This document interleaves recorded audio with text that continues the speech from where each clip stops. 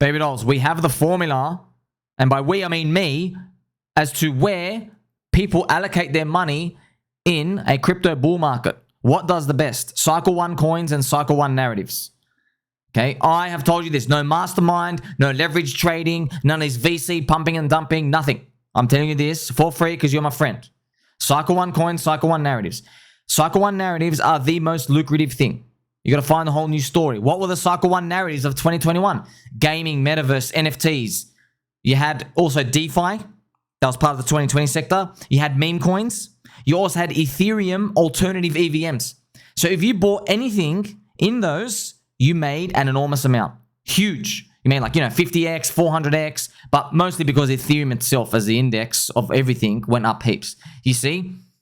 Now though, all those what I just listed, they're now cycle 2 narratives. Okay, so they are not new ones.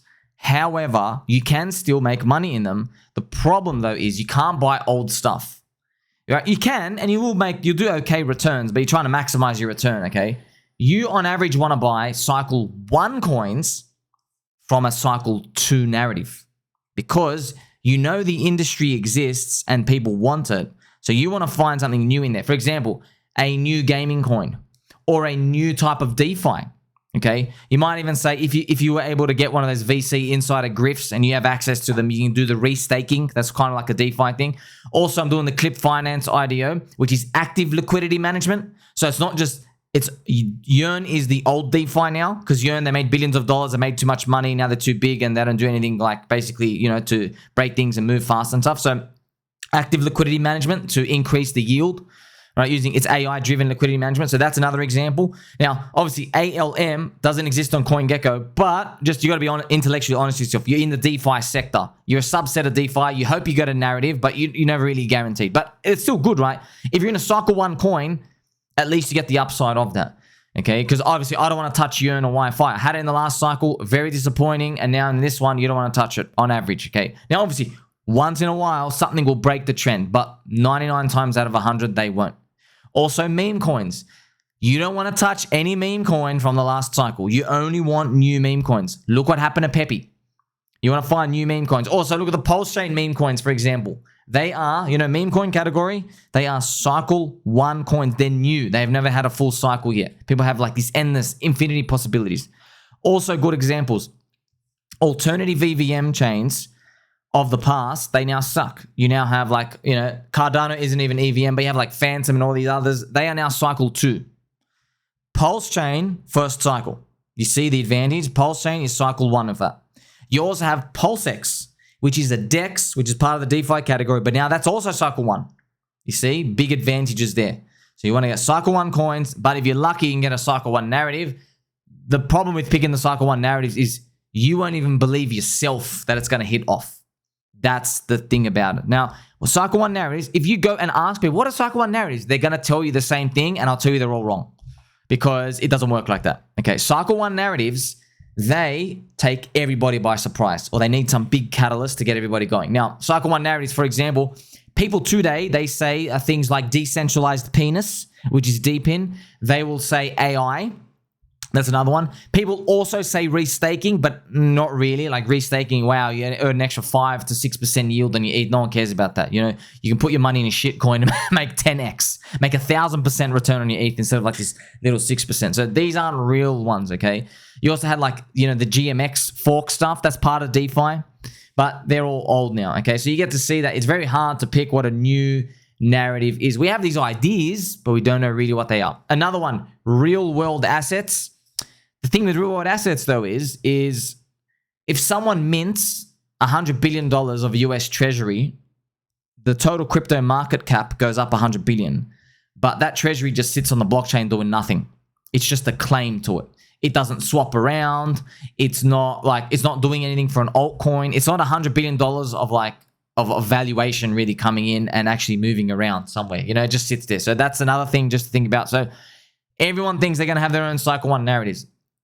I don't know what it's going to be. Think about it, friends. NFTs were a cycle 1 narrative in the last cycle. NFTs, but just JPEGs going nuts. You see how wild that was? Well, maybe something comes in now. Now, obviously, the derivative of that is like ERC 404. Now, it probably won't do a giant mania like NFTs. Most likely it won't, because it's a derivative of the NFTs. But you can be pretty much guaranteed, because ERC 404 is new, every ERC 404 coin is a Cycle 1 coin. Okay, so for example, you know I like GOFURS, which is Mr. Dipcatcher and Mr. Gold Keys, basically project on PulseChain, right? And it's also on Ethereum as well. So it's going to be like an options DeFi protocol, right? And also going to get hats. Woohoo, hats. So you get the idea here. Now, everything's along a scale, but you get to see, right, your fighting time each cycle you play through. So obviously, what's XRP? XRP is a payment solution narrative. Payments are now wrecked. Payment solutions, friends. Bitcoin was meant to be a cash payment solution in 2013. All right. So XRP was basically Cycle 1 coin back then. Cycle 1, Cycle 2. In 2021, XRP Cycle 3. Now XRP is going into Cycle 4. Ouch. Okay. You see that? But the power of a new narrative is big. You saw what happened to Doge. Meme coins became Cycle 1 narrative, right? And Doge went up. Doge did a 300x after Elon started shilling it. But Doge was in its third cycle. So Doge was old and still went up. But I think personally what happens now is now everybody in Doge will pay for their sins, and it's going to have a terrible fourth cycle to make up for it. That's what happens with these markets. Sometimes when something like is an anomaly, if something shocks you to the upside, it'll like bleed out longer. If something shocks you to the downside, its up-only trajectory will be really good. That's one of the reasons why you might think, well, if Richard Hart's ecosystem has taken such a big, deep beating for the past 2 years, maybe its up-only glory in 2024 and 2025, we hope, is like more linear and smooth than everybody thinks, because we've cleared out so many weak hands, and maybe the real valuation should be much higher than what it is today. Okay, so that's what you're looking for, friends. Cycle 1 coins and Cycle 1 narratives. Always, by default. Don't worry about the one things that break it out. Another thing to think about, Launchpads. Launchpads give you an advantage if you can get in. That's why, friends, trying to participate in IDOs, it's like, that's why they all do it. They can't do what I do, bro. Habibi Albi. They can't do what I do or you do, which is buying low and hold. Instead of buying low and holding, what these people do, the reptilian scum, buggy scum, unfortunately, what they do is they do the grifting game. They're like, you know what? Let's go do these ICO raises and then bunny hop along the way, and we'll all dump it in the bull market. Like Starkware dog shit, right? Stark shit. You saw it with Starkware, the grift. It's already 19 billion valuation. Where's the value here? There's no value. You don't understand? It's like, okay, you've already hit your peak from this airdrop, etc. All your insider family friends get to dump everything else. Everyone else gets wrecked. So this, on average, you're going to see more of these happen, because these people, that's what they want to do. Instead of letting the public market take it up, they just want to build hype everywhere, and then they just want to tell the market, hey, we are worth 20 billion, and then they get to dump. Because if they, what they've done is, friends, they fully diluted his 19 billion, right, today. What they're effectively trying to tell you is, even if it drops to 5 billion, you're going to think, oh, that's a 75% discount, but they're going to be dumping because they're like, oh, wow, they think 5 billion is cheap because it dropped that much from the top. You know, it's exactly what ICP did, which means, you know, ICP, I can't pump, how it dropped 99% because they started it too high. That's the game, that's the grift, to try to just dump on everyone slowly, okay? So that's two ways, right? The honest way, the pure way is you start off low and you organically grow up to the top, okay? But their method is they go, hey, let's not let the public market trade. Let's do this VC bunny hopping insider trash, shell out to the influencers, and basically try to get the valuation to be told to the market it's worth this much. Let's just try grab all the people, no one gets their tokens, and then they get to distribute in the background. Okay, it's a game of cat and mouse when it comes to that. So I've laid out the framework here for you. Okay, you've seen it. Don't forget these Cycle 1 coins, Cycle 1 narrative, friends. This is really, really important. Launchpads give you the opportunity to keep getting Cycle 1 coins. It doesn't mean they're good per se. It just means on average, more eyeballs are going to be looking at it. People are always looking for something new. And on average, friends, on average, new things, they have an advantage. Why? Because they're learning from things of the past. Okay, things of the past, the structure is already established. For example, Yearn can't go and redo itself. It doesn't need to. They're like, oh, sweet, we've already cashed out. Right? There's people there, they probably made like, you know, millions of dollars for the lowest employee there.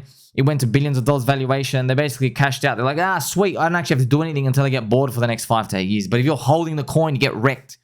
So you always want this new blood, this new feasting of the new attention that's coming into crypto. So where does that leave you? have a nice subset of a lot. It's funny, friends. This is the funniest part. After everything I've told you, if you've noticed, not once did I say it's got to be a profitable protocol. Isn't that a bit psychologically disgusting, right? Not once did I say, find the protocol that makes the most money, because that doesn't work. I tried that in the last cycle. I had a port on my portfolio because, friends, I'm making the Bible here. I'm reading the dictionary for these, okay? I'm writing the book. No one else has told us this. I'm like, we didn't know. Like, on average, you think, okay, in the real world, profitable protocols get the biggest gains and the most value. Okay, sweet. Let me go do that. You got wrecked. Nothing happened. The market didn't care. Make a DAO, all these other ones, they make profitable. No, market doesn't care. It actually does not care, friends. That's how I realized the stock market's just a big old Ponzi. It just is a Ponzi. It's not a real Ponzi, but like it is kind of Ponzi. It's just people don't know, why is this thing worth that much? It's just because the meme of people in the network, of people participating in stocks, on average, they've agreed, oh, a 5 PE is cheap and 20 PE is expensive. I want to tell you this though. If your stock is trading at 30 PE, which is 30 times the yearly earnings, and it goes down to 2, right? Yes, theoretically, someone can buy it out, but everything gets wrecked. Okay, what happens there? Just the price went from the high to low. That's it. Why do you have to stay at 30 PE? Why can't you trade at like 5 for the next 15 years? Why can't you? And people say, no, it makes no sense because you would get the cash flow and it gets diverted to the shareholders, blah, blah, blah, blah, blah. Happens in like 2% of cases. Go and do the research, okay? They don't hand out dividends or anything, friends. It's literally just one big old Fugazi, Ponzi, but I'm using tongue-in-cheeky. Value is subjective. That's it. Value is subjective. And you know this from crypto. All the boomers, when they look at crypto, they go, how do you guys have any value? You don't generate any money. I'm like, Habib, you live in your house. Your house doesn't make you any money. Sell it to me for 0. It doesn't make you any money. And then they'll say, no, but it could make me money. It could. I'm like, okay, sweet. So now we're thinking about hypotheticals and possibilities, and now you're speculating to me. Okay, but right now it makes you no money. Give me a house for free. No, I won't. It's not worth that much. It's worth much more. That's the truth with networks, okay?